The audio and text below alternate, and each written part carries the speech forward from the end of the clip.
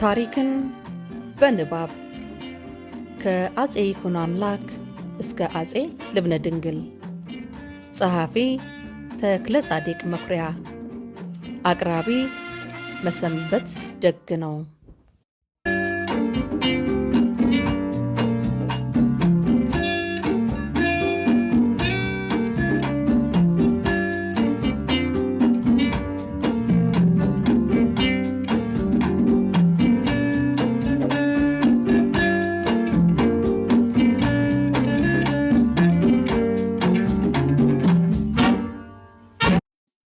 ክቡራን አድማጮቼ እንዴት ሰነበታችሁ? እንዴት ቆያችሁልኝ?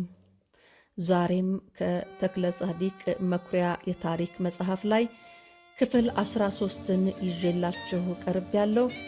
እናንተም አድማጮቼ በኢትዮጵያም በመላው ዓለም የምትገኙ ወገኖቻችን ሁሉ ይህንን ታሪክ እናንተም እያዳመጣችሁ ለልጆቻችሁም ሼር እንድታደርጉና ማንነታቸውን እንዲያውቁ ድጋፍ ብታደርጉላቸው በአክብሮት እየጠየቅን የተለመደው ትብብራችሁን ማለትም ላይክ፣ ሰብስክራይብ እና ሼር ማድረጋችሁን እንዳትዘነጉ እያሳሰብን ቀጥታ ወደ ንባቡ ይዣችሁ አልፋለሁ። ከፕሮግራሙ ጋር አብሬያችሁ የምቆየው መሰንበት ደግ ነው ነኝ። መልካም የማዳመጥ ጊዜ ይሆንላችሁ።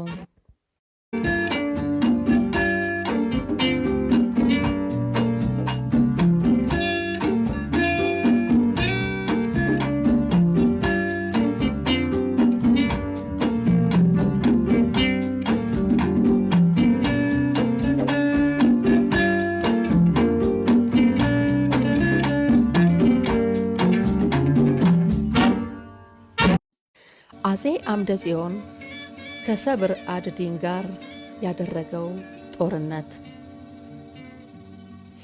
ዜና መዋዕሉን ጸሐፊው ንጽሕፍ በረድኤተ እግዚእነ ኢየሱስ ክርስቶስ ኃይለ ወመዊአ ዘገብረ እግዚአብሔር በእደዊሁ ለአምደ ጽዮን ንጉሠ ኢትዮጵያ ወስመ መንግሥቱ ገብረ መስቀል ብሎ ይጀምርና ከግዕዝ ወደ አማርኛ እንደመለሱት እንደዚህ ሲል ደንበኛው ታሪክ ይቀጥላል።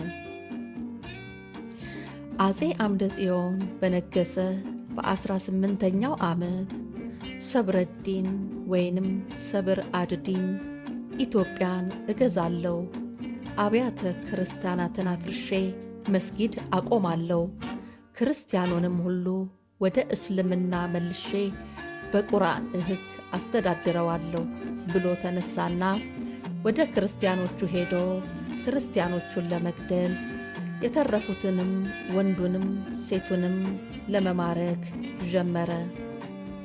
ከዚያም ክርስቲያኖቹ የጽዮን ወይንም የኢትዮጵያ ነገሥታት እንደሚያደርጉት በዳሞት፣ በሃጌ፣ በፈጠጋር፣ በተጉለት፣ በጎዣም፣ በአምሃራ በዚህ ሁሉ አገር መሳፍንት መኳንንት እየደለደለ ሹምሽር ያደርግ ጀመር።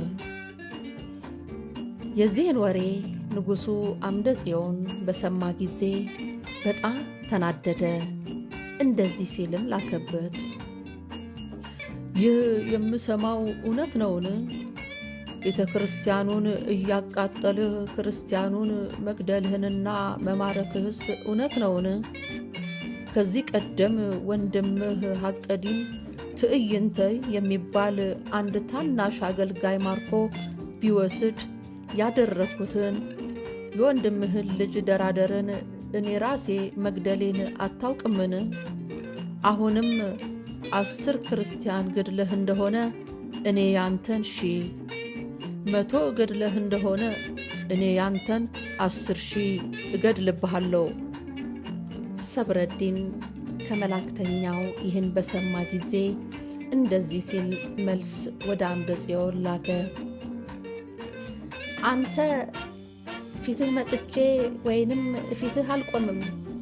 አንተ እኔ ዘንድ ብትመጣ ግን አልፈራህም። በጦር በጎራዴ በሰይፍ በቀስት የሚዋጋ ካንተ የሚበልጥ የጦር ሰራዊት አለኝ።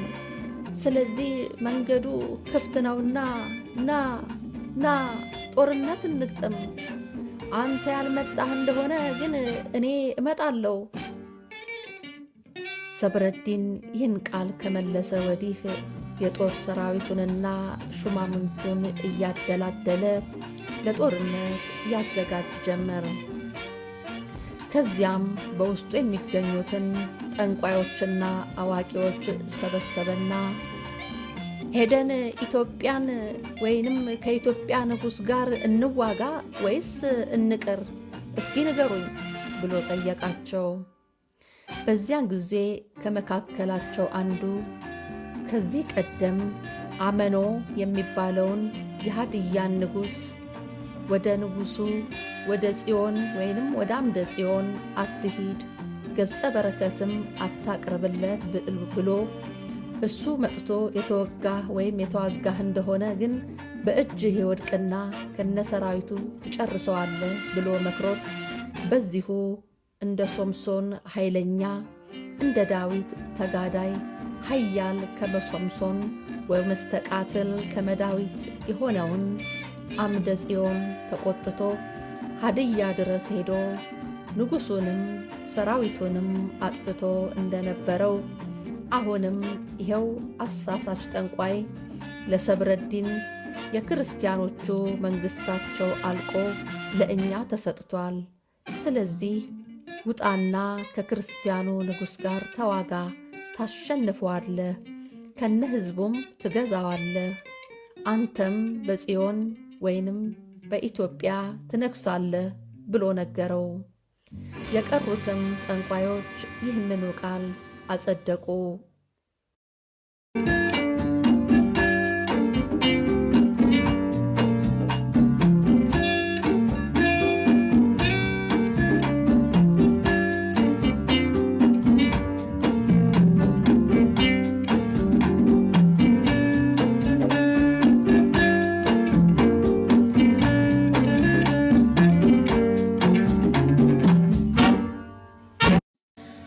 ስለዚህ ሰብረዲን የጦር ሰራዊቱን ሶስት ላይ ከፍሎ አንዱን ወደ አማራ አንዱን ወደ አንጎት ልኮ ራሱ ግን ንጉሡ አምደ ጽዮን ወደሚገኝበት ወደ ሸዋ አመራ።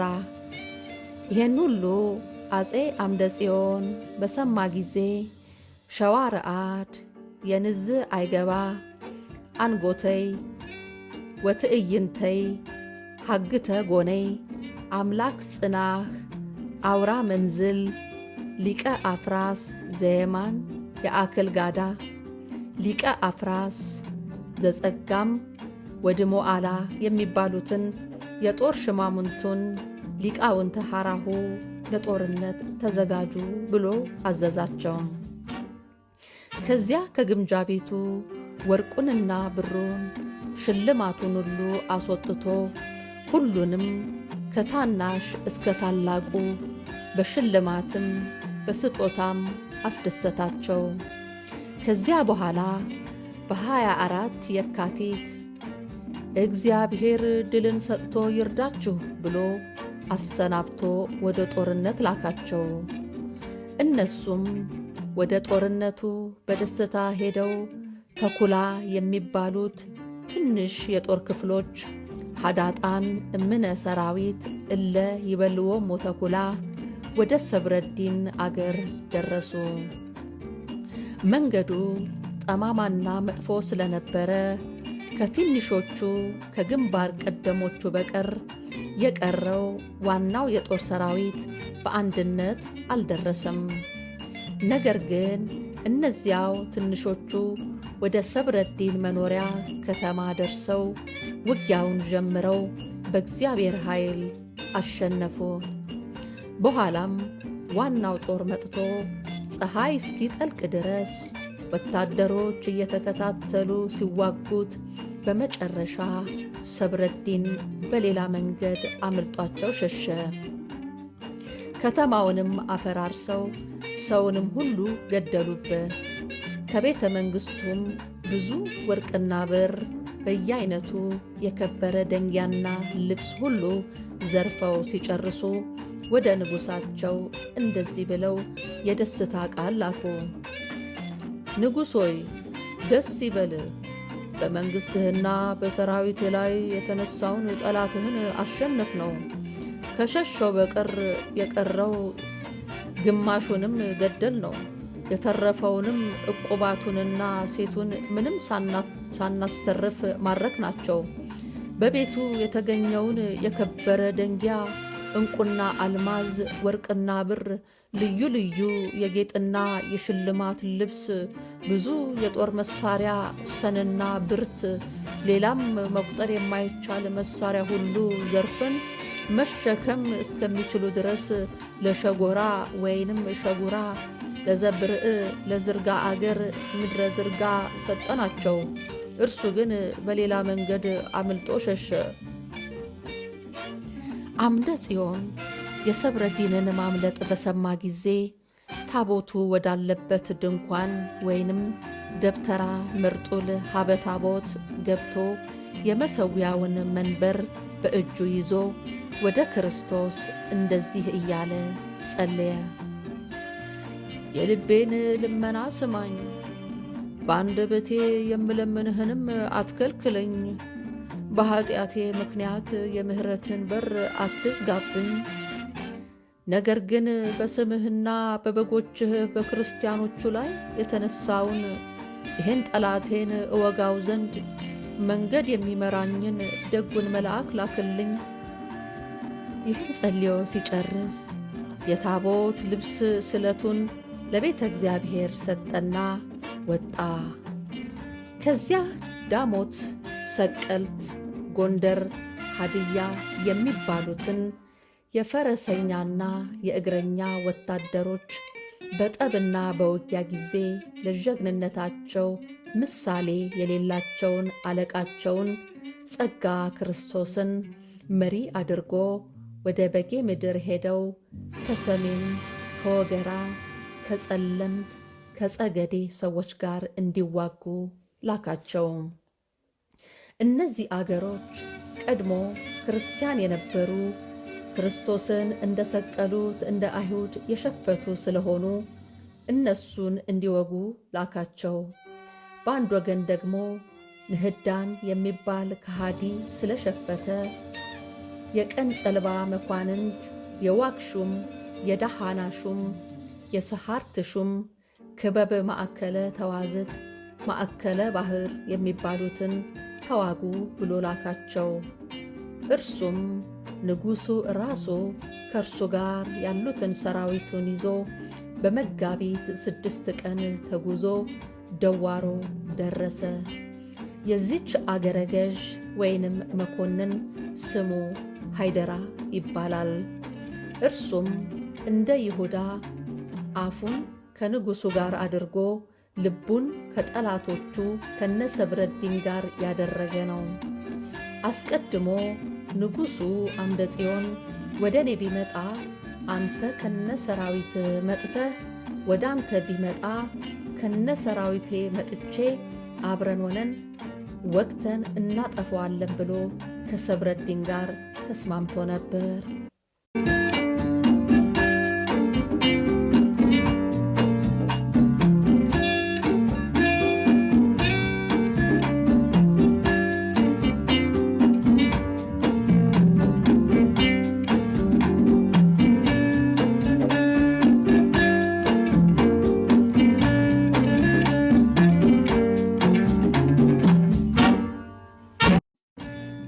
ንጉሡ አምደ ጽዮን ግን ከዚያ ከደዋሮ አልፎ ገላን ወደሚባለው ሀገር ሄደ። በዚያም በሚያዝያ 28 ቀን በሰላምና በደስታ የፋሲካን በዓል አክብሮ ዋለ። በዚህም ስፍራ ድንኳኑን፣ ሰፈሩንና ንግሥቲቱን መንገሳን ባለቤቱን ትቶ ወደ ሰማርያ ይህን አገር ብሩስ ሰመሃር ዳልሜዳ ዛማርያ ይለዋል ሄዶ ተዋጋ። ቀጥሎም 25 ፈረሰኛ ብቻ ይዞ ተሰውሮ በአንድ ወገን ሲዋጋ፣ በሌላ የጦር ግንባር ሰራዊቱ ብቻቸውን ሲዋጉ ቆዩ። ሰራዊቱም ንጉሳቸውን አጥተው የት ሄዶ ይሆን ንጉሳችን? እንግዲህ ምን ይሻለናል እያሉ ሲጨነቁ ንጉሡ ሲዋጋ ውሎ የማረከውን ምርኮ እንደያዘ ወደ ሰፈሩ ተመለሰ። ሰራዊቱም በየሄዱበት ሲዋጉ ውለው ወደ ሰፈር ገብተው ከንጉሣቸው ተገናኝተው እንደምን እንደተዋጉ እንደምን እንዳሸነፉ ተረኩለት። ከሃዲው ሰብረዲን የንጉሡንና የሰራዊቱን መገናኘት በሰማ ጊዜ ተጨነቀ። በዚያን ጊዜ ወደ ንግሥቲቱ ወይንም ወደ እቴጌይቱ እንደዚህ ብሎ ላከ። በጌታዬ በንጉሡ ላይ በደሉ፣ ክፉ ሥራ ሠራው። አሁን ግን በሌላ በባዕድ እጅ ከመወድቅ በንጉሡ እጅ በወድቅ ይሻለኛልና የፈቀደውን ያድርግብኝ፣ እኔ ግን መምጣቴ ነው። ንግሥቲቱ ሰብረዲን የላከውን ቃል ሄዳ ለንጉሡ ነገረችው።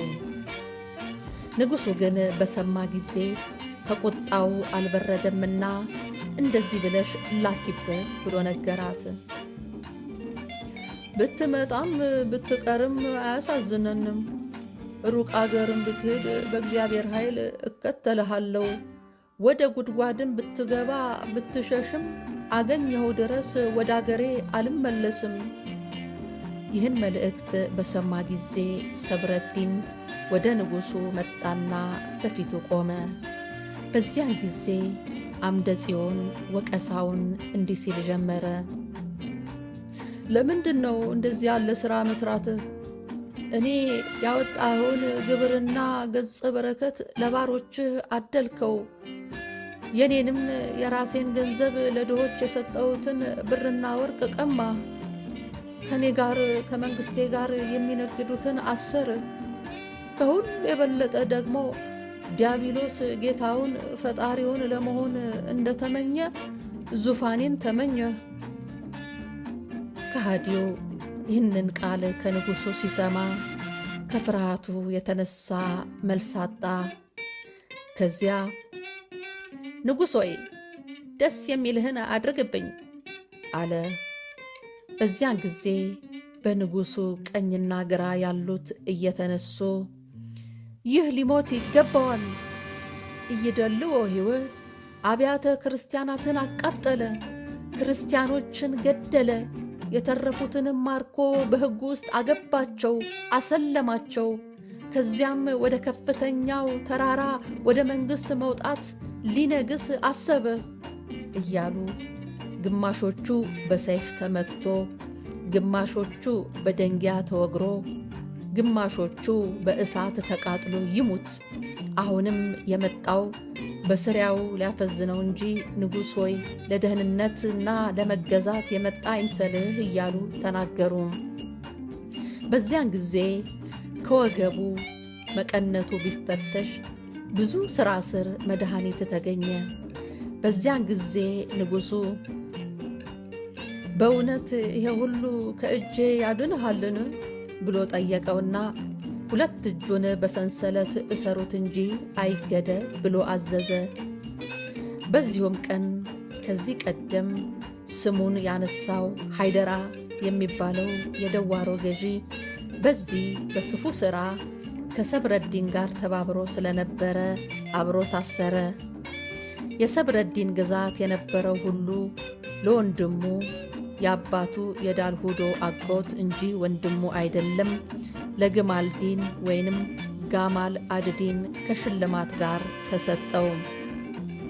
ከዚህ በፊት እንዳልነው የጦርነቱን ዜና መዋዕል የጻፈው የቤተ ክህነት ወይም የቤተ መንግሥት ባለሥልጣን የንጉሥ አሽከር ባለሟል፣ በዚያም ላይ ክርስቲያን በመሆኑ ተዘጋጅተው የመጡት የይፋትና የደዋሮ ባላባቶችና ወታደሮች ከመሸነፋቸውና ከመማረካቸው በፊት የውጊያቸውን ዝርዝር ሳይሰጠን በቀላል መሸነፋቸው 25 ፈረሰኛ ብቻ ይዞ ንጉሡ ብዙ ጦር እንደማረከ ሲገልጽልን ታሪኩ በመሰረቱ እውነት መሆኑን ባይቀር በጸሐፊው ላይ እንደ ዘመኑ አጻጻፍና ልማድ በአነጋገሩ ለወገኑ ማድላቱ ይታያል።